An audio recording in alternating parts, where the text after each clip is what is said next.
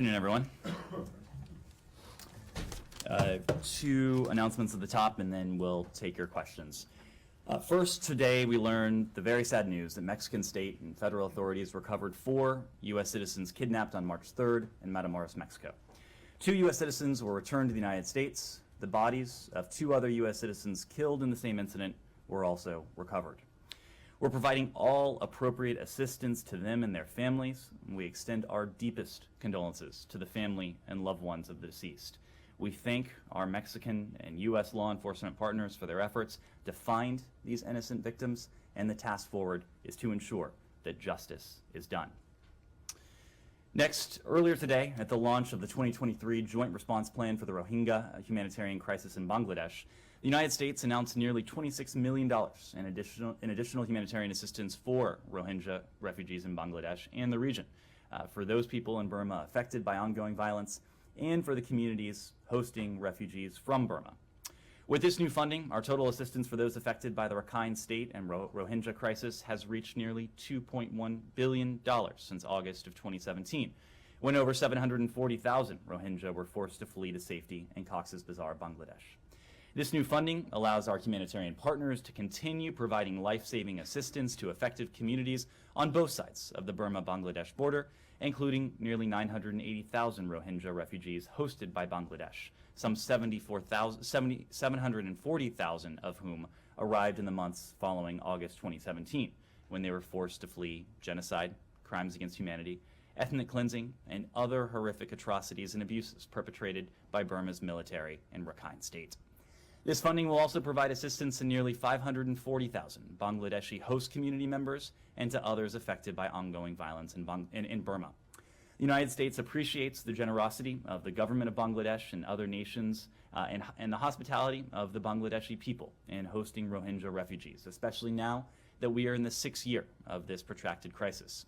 We remain committed to working towards durable solutions to the crisis and will continue to partner with the government of Bangladesh, the Rohingya community, host communities, and people inside Burma to ensure a coordinated and well-supported response to this humanitarian crisis. The international community must remain steadfast in our commitment to alleviating the suffering of the world's most vulnerable people, including through the Rohingya crisis response.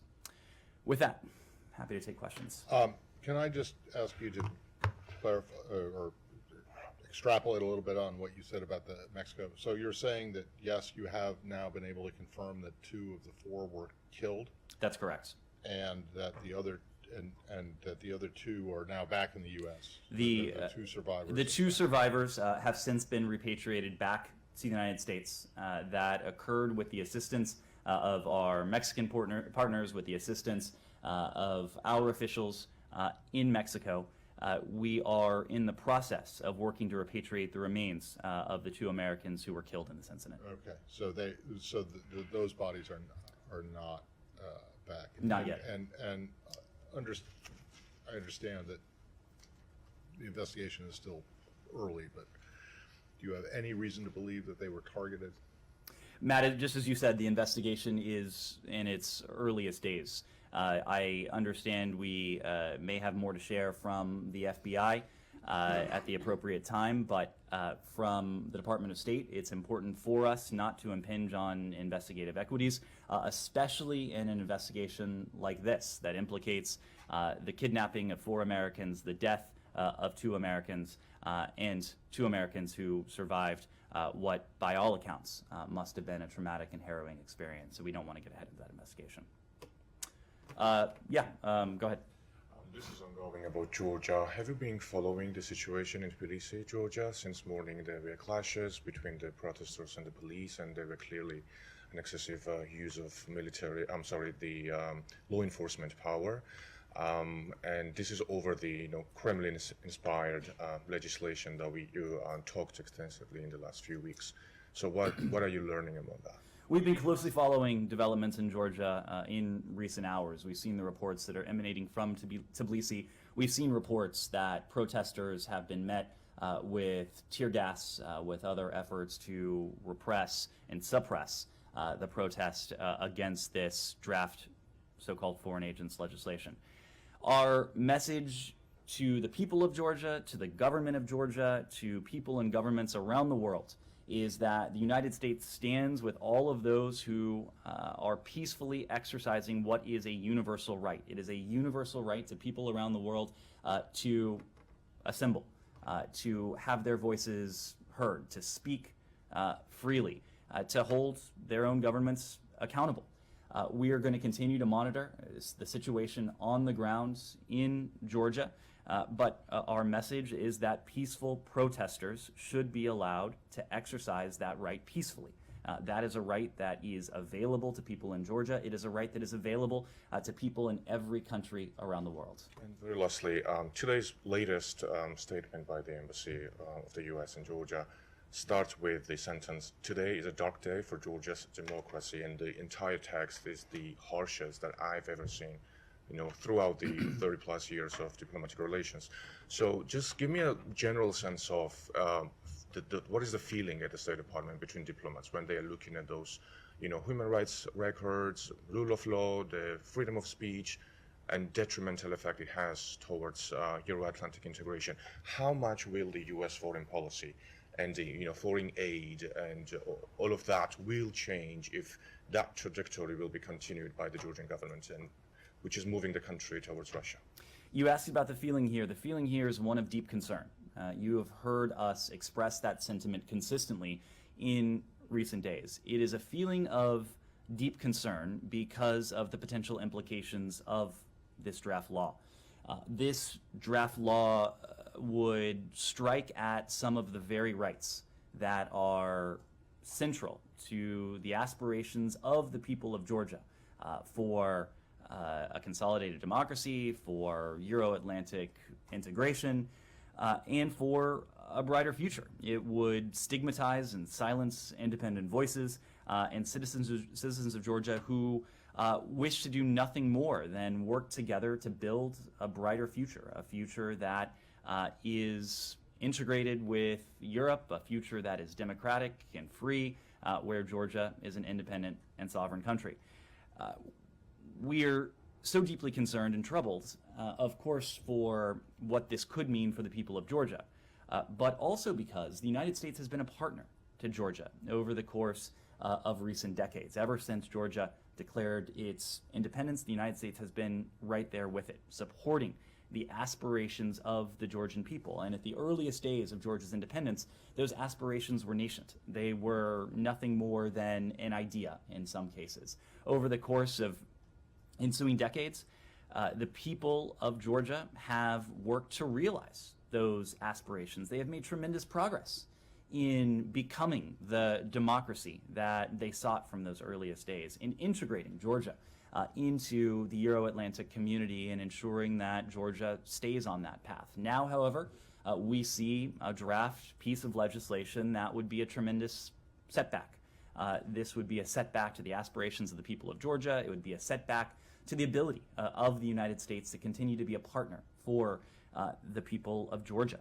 I made this point yesterday, I think it was, but anyone who is voting for this draft legislation would be responsible in part for jeopardizing those very Euro-Atlantic aspirations of the Georgian people. We don't wish to see that happen beyond the United States. It is the EU, the UN, of course, most importantly, the Georgian people, Georgian civil society groups, all of them have issued strong statements of concern about this draft legislation. Yeah, Alex. To follow up on that, Sure. Georgian government is looking at Hungarians and others and seeing that they did the exact same thing and they got away with it. When you say they're going to be responsible, is there any obvious example that demonstrates what you mean by that? And also, when it comes to Georgia's aspiration and integration towards European institutions, has the Georgian Dream government crossed the line today? Alex, I think really the best example is the counterexample. It is the example of the type of partnership that the United States government can have with people and countries that aspire to continue down that path of democracy, of democratic reform, of integration with Europe and the broader Euro-Atlantic region. I think the best counterexample is the United States partnership with Georgia. If you want to look at what that partnership can look like, what that partnership can feel like, and how, as we are concerned, that partnership could be, at least in part, jeopardized should a law like this move forward. Ultimately, these are going to be the decisions of the Georgian people and the Georgian government. It is our strong hope that the Georgian government listens to the Georgian people. The Georgian people are speaking with a clear voice. Right now, we're seeing some of those clear voices, those loud voices, drowned out by tear gas, by efforts to suppress that peaceful exercise of freedom of assembly. That's of concern to us, but ultimately we think it's important that governments around the world, including, of course, the government in Tbilisi, listens to its people. And in terms of accountability, is there anything that prevents the United States government from sanctioning the man behind all this story, Mr. Ivanishvili, who, whose party is obviously bringing up this sort of legislations, and basically they are out there and trying to advocate for pro-Russian, let's say, pathway? So, Alex, as you know, I don't speak to specific individuals or entities who may be subject to U.S. or other sanctions, but we have a number of tools within our purview that would allow us to hold accountable anyone in any country around the world who is responsible for the suppression of what would otherwise be a universal human right. There are authorities that are written into various laws, into executive orders, that we will look at closely in this context, as we do in any context, to hold to account those who may run afoul of what the Georgian people want, and most importantly, what the Georgian people expect and deserve in terms of their universal rights. Russia, if you don't mind. Okay, one question. Yeah, Russia is slated to lead the UN Security Council next month. Is this something that the United States government is worried about, the world should be worried about? Well, Alex, this is part of a rotation of the members of the UN Security Council. If I recall, Russia was president of the Security Council in February of 2022. And it was during a pretty notable session of the Security Council that Russia tried to bring together to issue its own propaganda to talk about what it termed speciously the violations of human rights in the Donbass region. But despite Russia's best efforts, the international community came together and exposed what Russia was planning to do to its neighbor on an unjust, illegal basis in the coming days. Secretary Blinken laid that out in that session in pretty exacting detail. Other countries who were represented at that roundtable in the UN Security Council chamber voiced similar concerns, grave concerns, about what we highly suspected Russia would be doing in the coming days. So even if Russia, and when Russia again takes the helm of the Security Council, there will be no amount of propaganda, of disinformation, of misinformation that Russia can attempt to manufacture to drown out its lies and to hide the truth from those represented in this body and those around the world who are listening to it. Said. Thank you. Moving to the Palestinian issue. Today, the Israeli army stormed the Jenin refugee camp again. Left at least 6 dead, 6 Palestinians dead, 26 wounded, wreckage of home destroyed, and so on. And I'm wondering whether, in the statement last night that was issued after meeting with Mr. Dermer and Mr. Hanigbi, the Secretary of State called on both sides for calm. Is that the kind of calm that you expect from the Israelis, your partners? Or are you reconciled to the fact that this government, this Netanyahu government, will take it out on the Palestinians to sort of export its crisis at home?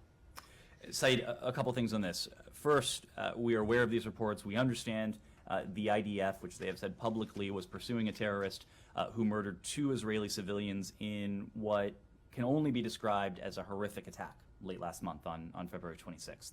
Israel, as we have made the point before, has the legitimate right to defend its people and its territory. against all forms of aggression, including, of course, those from terrorist groups. And we've, as I just mentioned, have seen far too many vivid illustrations of the terrorist threat that Israel faces, including in recent days. We remain deeply concerned by the sharp rise in violence in the West Bank, and we continue to urge the parties to take immediate steps to prevent the further loss of life. As you saw in the readout from the Secretary's discussion yesterday with Mr. Dermer and the National Security Advisor, that was a message that the Secretary reiterated in that context as well. We've said this many times before, but we continue to believe that Israelis and Palestinians deserve equal measures of freedom, of security, of prosperity. That remains our goal. That remains our long-term goal to, in the first instance, keep alive the prospects of a negotiated two-state solution on the path to realizing that. The nearer-term goal is the goal we keep stressing in public and in private, that Israelis and Palestinians must take steps on an urgent basis to de-escalate tensions, to restore calm, and to put an end to this cycle of violence that has taken the lives of far too many on both sides. You know, this is really like Groundhog Day. I mean, you keep saying Israel has a right to defend itself. Fine, Israel has a right to defend itself. Israel considers most Palestinians to be terrorists. Anyone that lifts a stone or, protests in any way is considered, in the Israeli parlance, as a terrorist. You sit day after day glorifying the Ukrainian people resistance to the Russian occupation, which is great. What about the Palestinians? Do they have a right to resist this military occupation that has gone on for almost 60 years? Saeed, our goal, as I just said a moment ago, is to, in the first instance, keep alive the prospects of a negotiated two-state solution, and ultimately to help realize that negotiated two-state solution. The in-state that we seek, that successive American administrations have sought, that countries around the world seek, is an independent state for the Palestinian people, where they can live with equal measures of security, of prosperity, of stability, of freedom, democracy, and importantly, of dignity. Now, of course, that is not the reality we have today. And so much of our efforts, in addition to attempting to support a restoration of calm, which has been the focus of recent weeks, has been to preserve not only the viability of a negotiated two-state solution, but to preserve the horizon of hope, to preserve the horizon of opportunity for the Palestinian people. That was a task that was complicated by our inheritance, what we found when this administration came into office in January of 2021. But we made it an early priority to restore the relationship with the Palestinian Authority and the Palestinian people, and as part of those efforts to preserve and reinforce that horizon of opportunity and hope to provide the Palestinian people with the humanitarian support that they need. More than $900 million worth of humanitarian support to the Palestinian people to provide them in what we hope are real and tangible ways with an improvement, however incremental it might be, in their quality of life. Now, of course, no one is satisfied. We're not satisfied. We're going to continue with that task ahead of us. But ultimately, all of this is in service of a negotiated two-state solution. And for sure, this administration position and restoration and you standing there day after day fielding questions and so on is all appreciated. We see that. We see that the Palestinian issue is being, at least addressed. But, for Anhawar, for instance, we just see the settlers doing exactly the same thing. Not necessarily with the same bloody outcome, but today, they're there today. They're dancing with soldiers, blasting music, chasing Palestinians, as we speak here, celebrating Purim. What measures should the United States take to make sure that these settlers do not go, unpunished in their daily deeds? Well, first, Saeed, we've spoken out clearly on this. We have condemned all forms of violence. We're aware of reports yesterday. We're aware of reports of another attack on Hawara by settlers yesterday, as you referred to, and that comes just 1 week after the completely unacceptable attacks and torching of property in the same village. We're extremely concerned by these events and the continuing violence in Israel and the West Bank We very much appreciate the statements by Prime Minister Netanyahu, by President Herzog, and others in Israel calling for a cessation of this vigilante violence. Accountability and justice should be pursued with equal rigor in all cases of extremist violence, and equal resources dedicated to prevent such attacks and to bring those responsible for them to justice. The events of recent days only underscore for us the fragility of the situation in the West Bank and the urgent need to increase cooperation to prevent further violence. We've expressed our concern for the well-being of the civilian population in Hawara, and as we've said repeatedly, Israelis and Palestinians equally deserve to live in safety and security. Just relating to this very briefly, have you guys completed your review into the Israeli designation of the 6 Palestinian NGOs as terrorist groups? Matt, look, these types of reviews are always going to be subject to. Yes, No, but yes, if you ask the question, allow me to. Well, I am asking the question, but you can say yes or no and then explain. But so let's not get the yes or no at the very end. These types of investigations, because investigation is not the right term. Review, These types whatever. of reviews are always subject to new information.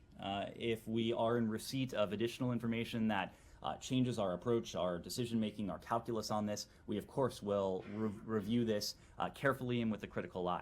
What I can say is what we've said consistently on this. We have not seen anything that has led us to change our approach to these NGOs. Of course, our approach was different from the one that our European Union allies had. We've never funded or supported these groups, but we have not seen anything that has been provided to us that would allow us to take punitive action against any of these groups, for example. Okay, which means that that there is, I mean, as I understand it, there was never any U.S. money going That's to right. any of these groups. That's correct. So what does that mean, that you haven't changed your, Well, you're not designating them That's like the correct. Israelis did? That's correct.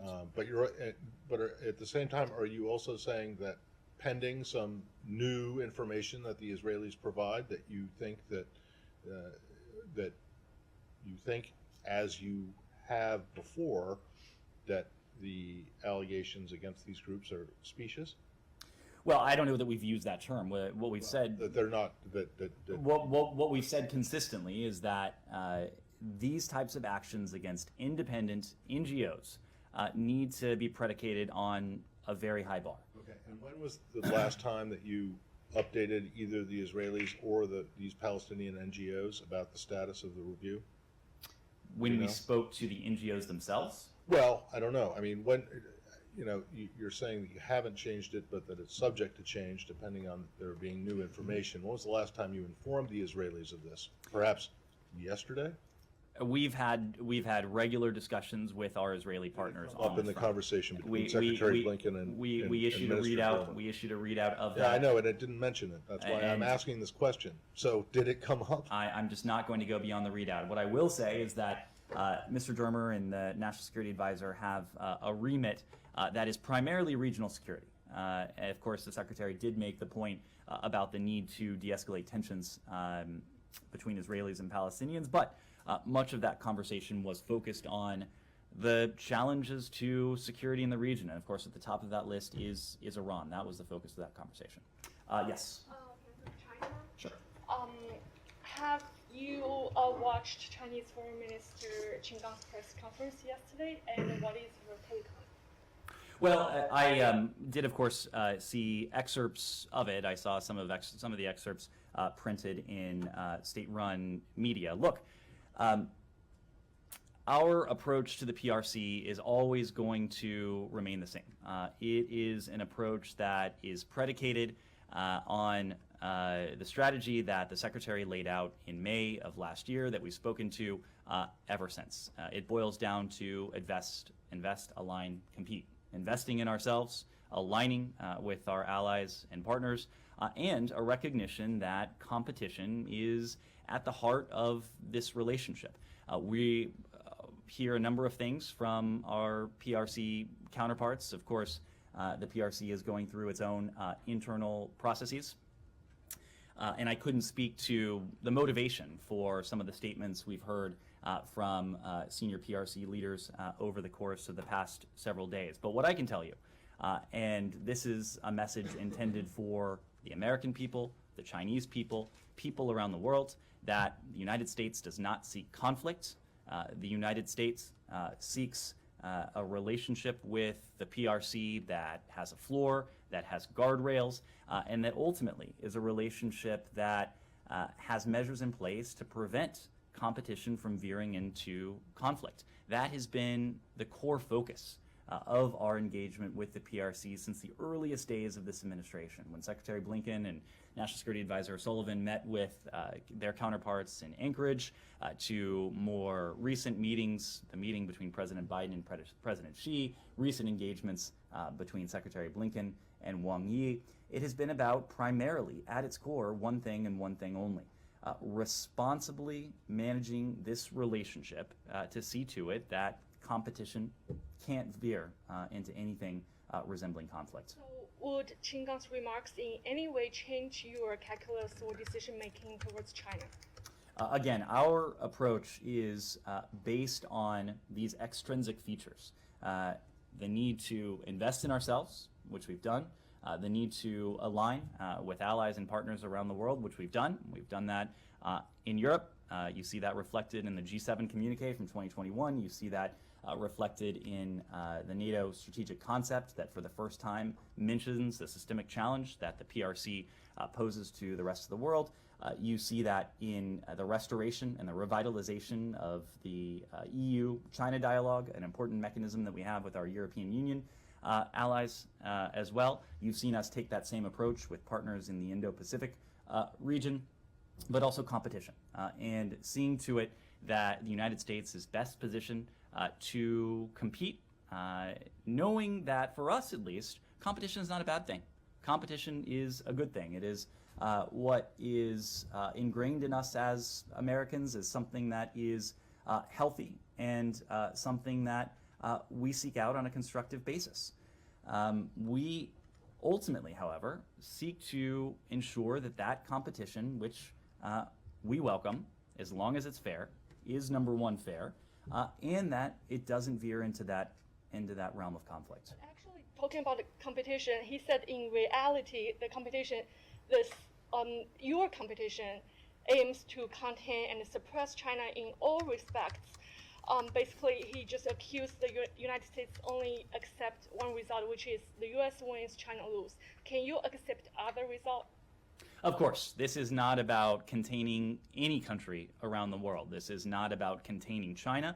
This is not about suppressing China. This is not about holding China back. This is about upholding the rules-based order. The rules-based order that countries like China have signed onto, that they signed onto in the earliest days of the UN system. That they've signed on to in the context in the Universal Declaration of Human Rights, that they signed on to in the context of international law, and that countries like China also consistently point to. This is what we're seeking to uphold. It is not about holding back China. It's not about holding back any other country. We want to have that constructive competition that is fair, that allows our two countries to coexist responsibly, as we are confident we can, and that has those checks in place to see to it that competition doesn't veer into that conflict. And lastly, he warned that if the United States is not going to take a break, you risk conflict with China. Are there any mechanisms left right now to prevent confrontation or conflict? Well, first on that list is dialogue, is communication. Yeah, but almost all dialogues are suspended. Well, that's unfortunate, and it is not our wish. It's not our doing. I would also push back. Thank you for preempting that, Matt. I would also push back on the idea that almost all communication is suspended. That's not the case, of course. We have an embassy in Beijing. The PRC has an embassy here with a new ambassador. In fact, someone who is well known to senior American officials. Secretary Blinken just sat down with Wang Yi in Munich There have been a number of engagements with our PRC counterparts at various levels, even in recent weeks when, admittedly, tensions have been somewhat elevated. So first on that list is the ability to engage in dialogue, the ability to communicate clearly, directly with one another. Now, there are areas where there isn't the level or the cadence of communication that we would like to see. And our colleagues at the Department of Defense have spoken to that. Again, that is not our doing. That is because of the decisions that have been made in Beijing, not the decisions that have been made in Washington. So we would like to see these channels of communication continue to expand and, at the appropriate time, even deepen. I just follow up on yeah. that specifically. When you laid out the Biden administration's policy approach to China just there, you talked about investing in ourselves, aligning with partners and allies, and competing constructively. Another major pillar that you guys have referenced in the past is working with China where interests align. Why did you leave that out today? Is there any reason for it? Or are you more pessimistic about working with China at this point in time? Not at all. Not at all. This is it is a key element of our vision of the relationship. We know, and there are different ways to talk about the relationship. The pillars that we talked about are the pillars that Secretary Blinken laid out in May. But there are different features of this relationship. There are some features that are competitive, and in fact, that's most features of this relationship, we think. There are some features that have the potential to be adversarial or even conflictual. Those are the areas that we want to confine, narrow, even potentially eliminate if we could. And there are some areas that we believe have to be cooperative and collaborative. Not because it's a favor to the PRC or to any other country, but it's because it's profoundly in our interest and in the interests of countries around the world. We've talked about some of those such areas. Climate is one. This is, with the world's two largest emitters, an area in which we have to cooperate with one another. It's also an area where we have managed to cooperate with one another now over successive administrations. Fentanyl and the challenge of synthetic drugs, of course, is another where we have to find ways to work together. We would like to do more with the PRC. We are encouraging deeper cooperation and collaboration on the part of the PRC on a challenge that is the leading killer of Americans aged 18 to 49, but that has wreaked havoc on countries near and far. All that to say, there are transnational challenges that have a disruptive effect on the lives of the American people, but also on people around the world where the United States and China, we believe, can and should work together. And I'm sorry, I missed the top of the briefing. I saw your remarks, but I just have a few follow-up questions on the Americans kidnapped and murdered in Mexico. You said that the two bodies of the Americans who were killed have been recovered. Do you have any information for us as to who within the U.S. government has those bodies right now? Is it FBI investigators? Is it State Department officials? And where exactly those bodies are in Mexico right now? I don't have specific details to relay on where where their remains are. We are working collaboratively. Our officials from our consulate in Matamoros, our officials based in the embassy in Mexico City, are working very closely with their Mexican counterparts, with the FBI, with the DEA, with other partners on this in an effort to repatriate those remains as soon as we can. And just one more question, actually two, sorry.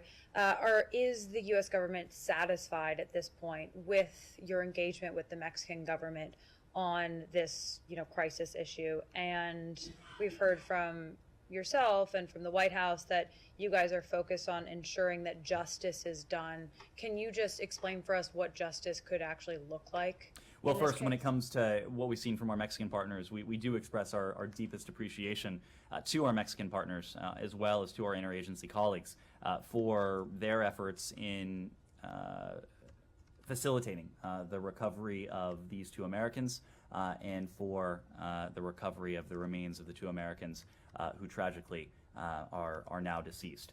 In terms of justice and accountability, this is something that will be within the purview of our law enforcement colleagues. Of course, the FBI is engaged on this. Mexican authorities are engaged on this. It's not for me or for the State Department to be prescriptive, but ultimately we want to see accountability for the violence that has been inflicted on these Americans that tragically led to the death of two of them.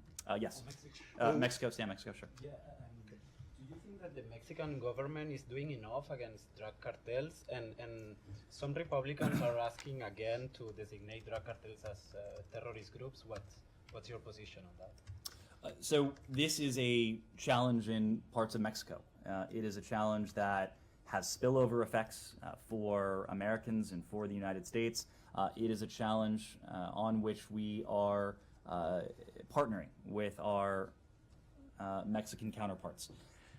This is, of course, something that has the full attention of this administration. It is a long-running challenge, but we are going to work cooperatively, collaboratively with our Mexican partners in any way we can to help address these pockets of insecurity, the drug trafficking, the other security threats that are at or near, sometimes cross over into our border.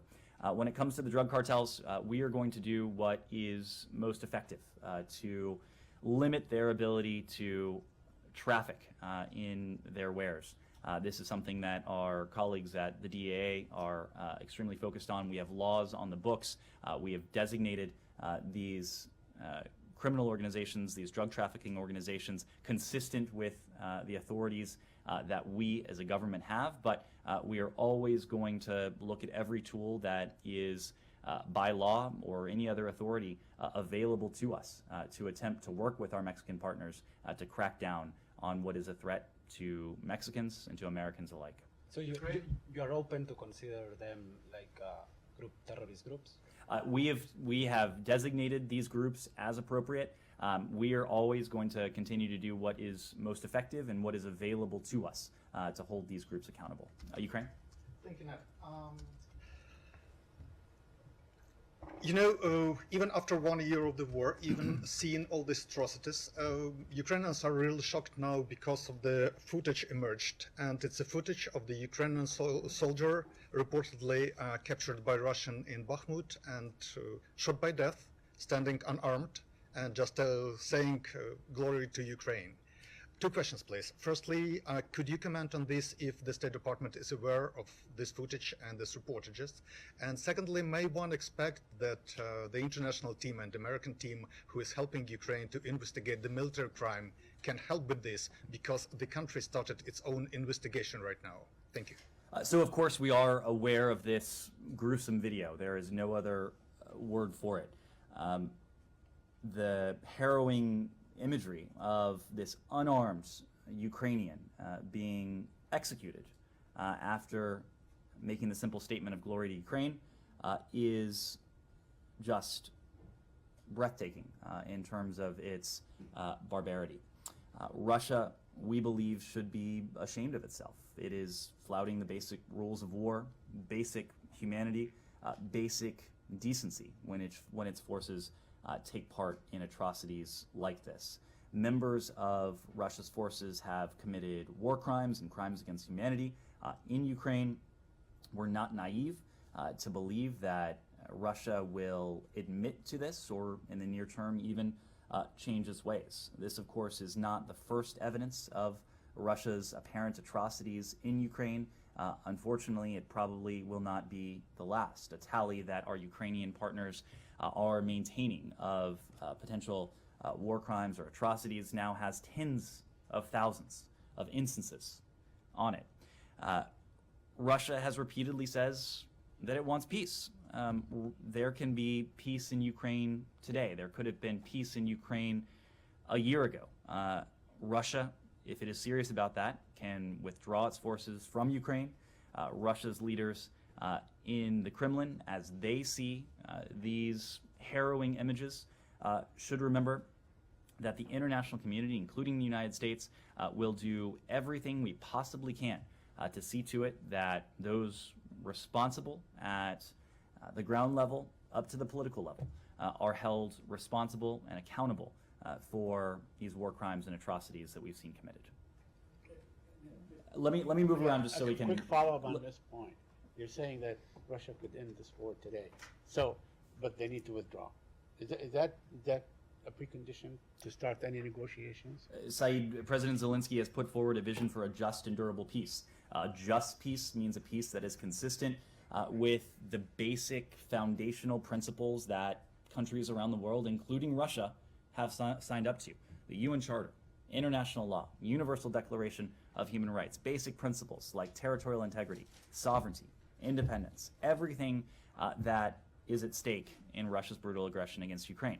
And durable, meaning that there can't be a phony peace in which Russia stops fighting only to rest, to refit, to regroup, and to reattack, whether that's within months or years down the road. This is a vision that President Zelensky has put forward. It's a vision we believe in, that countries around the world have endorsed as well. Yes. Jahan Zaibali from Airway News. The current government of Pakistan suspended the transmission and license of Airway News in all over the country. And this is not the first time Airway News is being targeted. We spoke about it many times. Even Consul Derek Sholay told me that he's going to take up this issue with the Pakistani government when he was visiting Pakistan. Your thoughts and your comments on that, please. Well, this is an issue that we routinely raise. We routinely raise our concerns about press freedom to stakeholders around the world, including to counterparts and partners in Pakistan. A free press and informed citizenry are key to any nation and its democratic future. As a general matter, we're concerned by media and content restrictions that undermine the exercise of freedom of expression, peaceful assembly, and association. So the same government of Pakistan who suspended the license of Airway News also banned Women's March. They are not giving permission to the women to mark International Day for some reason. And the interesting thing is that the Foreign Minister of Pakistan is giving lecture in UN right now on women's leadership and rights of women. Anyways, what are your thoughts on giving permission to the women to express themselves on the International Women's Day? Well, the narrow question you raise is not a question for the United States. The narrow question you raise, as I understand it, pertains to a decision that was put down by municipal authorities in Lahore. And ultimately, we would defer to municipal authorities for the narrow question. On the broader question, we know, the United States knows, that by strengthening gender equity and equality, countries around the world strengthen their stability, prosperity, their security, and their democracy. So the United States government announced 500 scholarships for the 500 flood-affected students in Pakistan. Can you share some details about that? So we did announce 500 new scholarships for Pakistani university students from these flood-affected districts. These scholarships will assist the students in completing their degrees. Our ambassador to Pakistan, Donald Bloom, announced the scholarships today as part of an International Women's Day celebration at the Higher Education Commission in Islamabad. The United States, through the department, through USAID, has supported scholarships for meritorious yet financially disadvantaged students to pursue higher education at top Pakistani universities.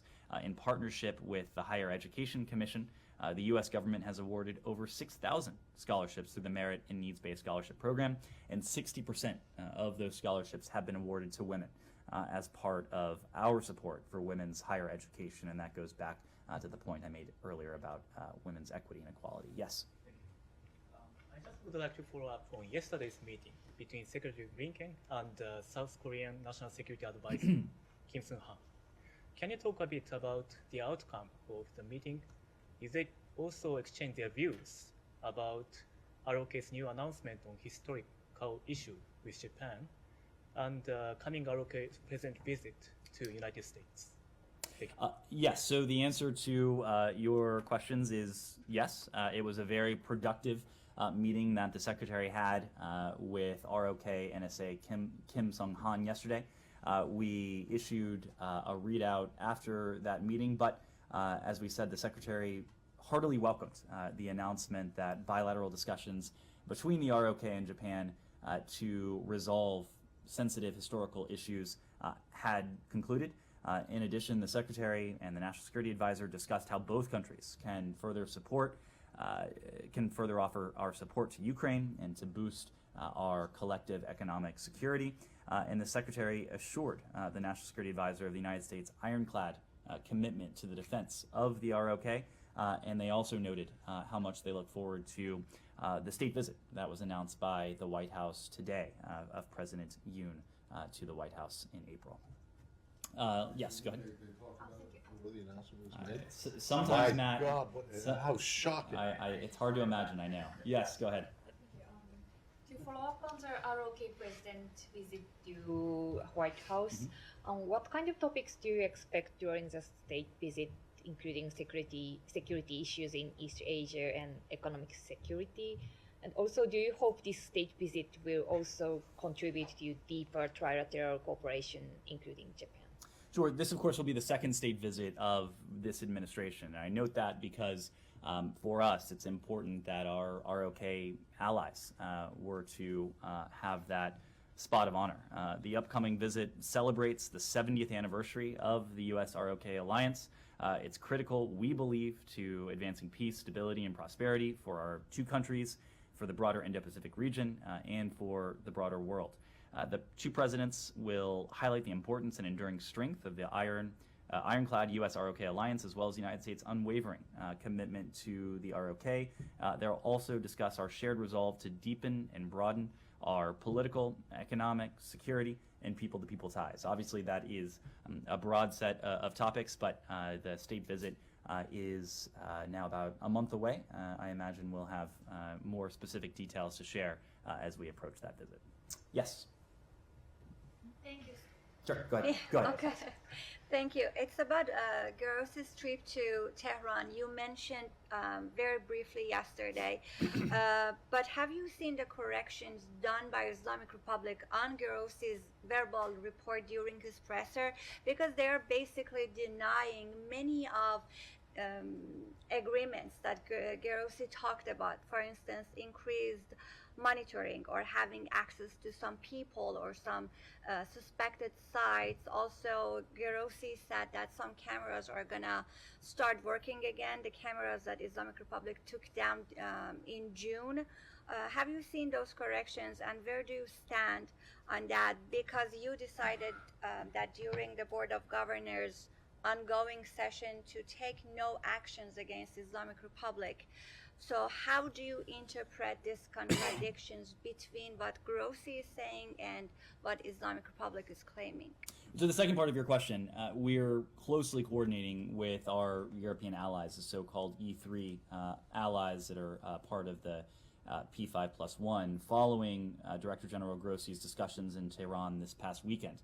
But we don't have anything to preview when it comes to our posture at the Board of Governors that will unfold in the coming hours. We'll continue to support the IAEA in its efforts to clarify and resolve all outstanding safeguards issues and apply effective verification and monitoring measures at Iran's nuclear facilities. And we call on Iran to fully comply with its legally binding obligations under its comprehensive safeguards agreement with the IAEA. Now, the key point for us is that the joint statement between the IAEA and Iran was important. What will be much more important is the follow-through. And we have full faith and confidence on the part of the IAEA to monitor Iran's follow-through or lack thereof, as the case might be. We will judge Iran on its actions, nothing less. And we expect, as does the IAEA, Iran to follow through with the commitments that it made in line with that joint statement.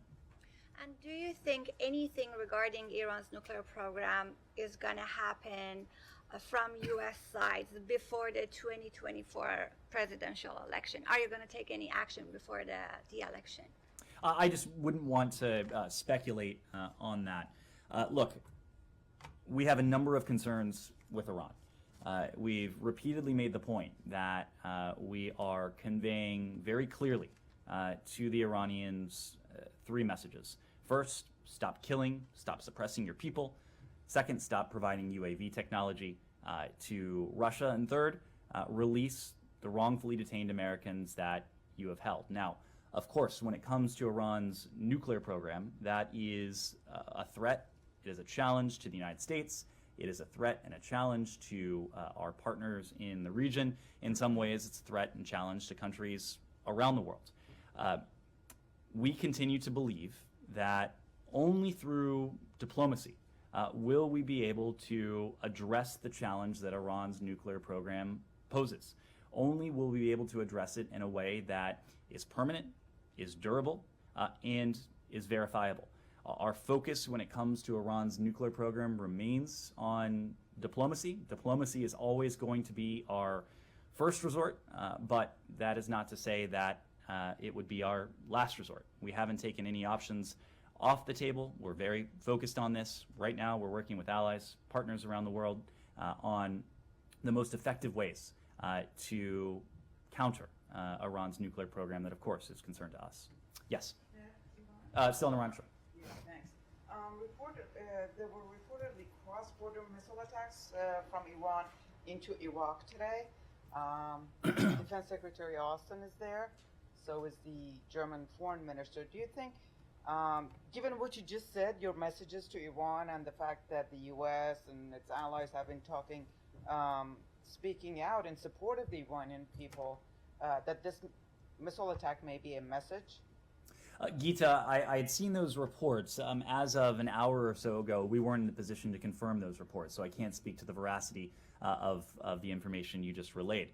What I can say, however, is that we have seen Iran undertake challenges, threats, provocations with the objective of intimidating or violating the sovereignty of Iraq. We stand by our Iraqi partners. We stand by Iraq's sovereignty in any efforts to strike out at Iraq's sovereignty, its independence. That is something that we condemn forcefully, but we're just not in a position to confirm those reports just yet. Sure. So with their warships landing in Brazil last week, does State Department or White House have any comment for the Brazilian government specifically? And do you guys view this sort of like, through a kind of Monroe Doctrine lens of like, they're on our, body of land? Countries are going to make their own decisions. The Monroe Doctrine is a legacy of history. It is not something that the United States espouses.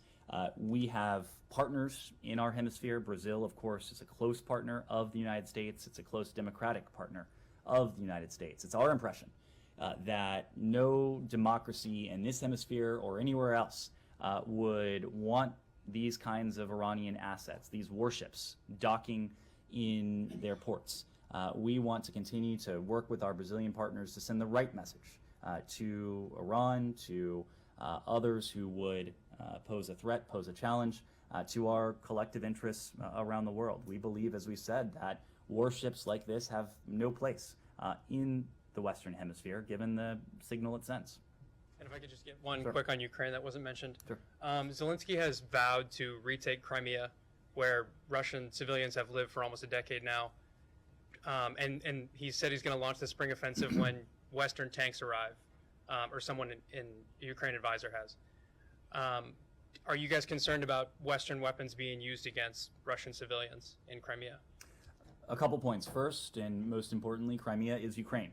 That has been the position of the United States and the vast majority of the global community since 2014. Only a small handful of countries have offered anything to the contrary. Crimea is Ukraine. It will be Ukraine going forward.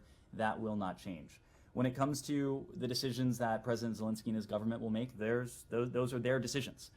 We are supporting Ukraine, our partners in Ukraine, to take on the battle where it is raging. Right now, it's raging in the east. It's raging in the south. We're providing our Ukrainian partners with what they need to defend themselves, to defend their territory, to defend their democracy, and ultimately to be effective in the battle where it is at the moment. But if it were to attack, if civilians were to take casualties, what would the U.S. position, Again, that's a hypothetical. Ukraine is going to make its own decisions. It will define what it seeks to accomplish. But we are supporting Ukraine as it is taking on Russian invaders where the battle is raging right now. That's in the south, that's in the east. Sorry, can I just go back to the Brazil question for a second? The Brazil-Iran question. That is the administration going to impose sanctions on the Brazilian port, the port of Rio de Janeiro, and any gas? I don't know what they take, diesel, whatever it is. Any vendors that supplied them with fuel or food or other supplies? Matt, you won't be surprised to hear that we don't preview those types of actions, but Brazil, of course, is a partner. Brazil Are they is aware? Have you made them aware that they are subject to secondary sanctions, given the fact that these two warships are designated? We are a partner to Brazil. Brazil is a partner Have to they us. been told? We have discussions with our Brazilian partners on a range of issues. They, I am confident, are aware of existing sanctions authorities. Is it not U.S. law that they must be sanctioned? Matt, again, we just don't. There must be. Is it not the law that you? This is a violation of the sanctions. I would have to look into the law. I would have to look into whether these are mandatory and what the details are. But again, our Brazilian partners are sanctions. Our Brazilian partners are partners. We are going to do what is most effective together in pushing back on the threat and the challenge that Iran poses. Does that mean that you could decide that what is most effective is not implementing the law? Matt, you know we follow the law. Again, I'm not going to. Know. I'm not going to. If it were found that the Brazilian port operator and attendant companies, caterers, fuel suppliers, whoever, provided these two ships, sanctioned ships, with assistance, with support, would the sanctions apply? As we always do, we marry the facts with the law and arrive at a decision, but we don't preview those decisions. All right, so the answer is yes. If you do determine that the sanctions were violated, then there will be penalties imposed on your partners, quote unquote, in Brazil, at the port of Rio and whoever else. Matt, I think you're zooming a bit far ahead. We marry the facts with the law. We don't preview any actions we might take. But importantly, Brazil is a partner, and we're having these conversations with our Brazilian partners. But you can say that you will uphold the law. Matt, we follow the law. Right. And then just secondly, on your Monroe Doctrine comment, it was back in 2014 or so that Secretary Kerry declared that the Monroe Doctrine was dead. So that's not particularly new. But in fact, I didn't intend to make news with that.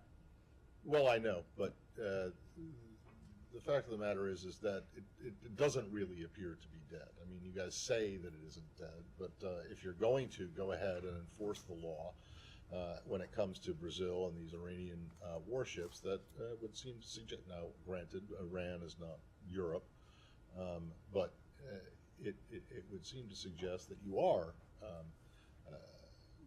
opposed to and will take action against foreign non-Western Hemisphere interference in the Western Hemisphere. You're making a number of assumptions. What is true, and that you are not wrong in relaying, is the fact that a country like Iran poses a collective threat to the United States and to our partners in this hemisphere. It is our intention to work collaboratively with our partners in the region, but even closer to this neighborhood on those types of threats. Well, I mean, do you believe that China poses a threat in the Western Hemisphere, in places like Panama and Central America, and places where they're making inroads? These are decisions that governments are going to have to make on a sovereign basis. Our intention and engagement with these governments is to see to it, to do everything we can, that their decisions are informed decisions. These are not decisions for us to make. Yes, go ahead. Yes, thank you. I had a question concerning Okinawa Governor Tamaki's visit to the State Department today. Before the visit, Governor Tamaki has said that there is an overburden on the Okinawan residents due to the U.S. military presence there in the island. He's been calling for the relocation plan of the U.S. base in Okinawa to be reviewed so it is located outside of Okinawa. Could you tell me if any of these issues were discussed today during today's visit, and how does the State Department address these concerns and claims? We'll see if we have anything to offer in the aftermath of the discussion today, so we can get you some details of that. Yes, go ahead. I asked a TikTok. I I have a question. So, America may ban for the TikTok, and then are there any discussion with the Chinese side about this? And I'm just wondering, what is the current assignment for Chinese devices? What is our current? Assessment for Chinese devices. We don't paint with a broad brush, but I think you've heard my colleagues from the White House and from other partners across the government express the concern that we have for technologies like TikTok, technologies that we recognize that foreign governments could use to pose a threat to the privacy, the personal security to American citizens, or to pose a more systemic threat to the United States and our interests. These are challenges that we're attuned to, but ultimately this is a matter that is under review by the relevant authorities in this country, and we're not going to get ahead of that review. Dylan? Yeah, I know you said yesterday that it would ultimately be up to Speaker McCarthy to decide what he's going to do as far as traveling to Taiwan or not. Part of the reporting that covered that also said that there was concern on both sides, including in the administration, about China's reaction to such a visit. Can you speak to that? Is that true? Is there concern within the department, within the administration, about how China would react to that visit if it happened? Dylan, Congress is an independent, co-equal branch of government. The Speaker, any member of Congress, is going to make his or her own decision about the meetings that they take or choose not to take, or how they take those meetings, or where they take those meetings. We routinely engage with members to share information that we have. Look, our broader concern, leaving aside the reports that have been out there about Speaker McCarthy and a potential engagement, is the fact that the PRC has consistently sought to undermine the prevailing status quo, the status quo that has upheld decades of peace and stability across the Taiwan Strait. We saw the PRC in the aftermath of Speaker Pelosi's visit to Taiwan attempt falsely to claim that her visit was a change to the status quo and to use that as a pretext to undermine the prevailing status quo. Our charge and our goal, unlike that of the PRC, is not to undermine the status quo, it is to reinforce. It is to strengthen the status quo, because we recognize that the status quo across the Taiwan Strait has undergirded peace and security. It's enabled commerce. It has contributed to the vision we share with so many of our partners of a free and open Indo-Pacific. We are concerned that the PRC and its deeds, its words, has sought to undermine that, and that's something that we're continuing to watch very closely. So, in the conversations you may have had with McCarthy's office, has there been increased concern expressed versus, for instance, Pelosi's visit, since you mentioned that? I'm just not going to comment on any conversations we may have had with the Speaker and his office. I'm not aware that Speaker McCarthy has announced any intention to engage in a meeting. I'm not aware that Taiwanese officials have announced any forthcoming travel. Of course, those decisions are going to rest with the Speaker, and we'd refer you to his office in the first instance. Yes, go ahead. Secretary Blinken has just met with business leaders and members of the U.S. Chamber of Commerce. I know that it was simultaneous with this press briefing, but is there anything else that you can update us on? We may have some additional details to relay in the aftermath of that engagement today. In written statement, or how? We'll convey it how we're able to. I think we may have some written material to pass. Thank you. Yeah, go ahead. I have a question about the East Side report today about the blast on the Nord Stream pipelines.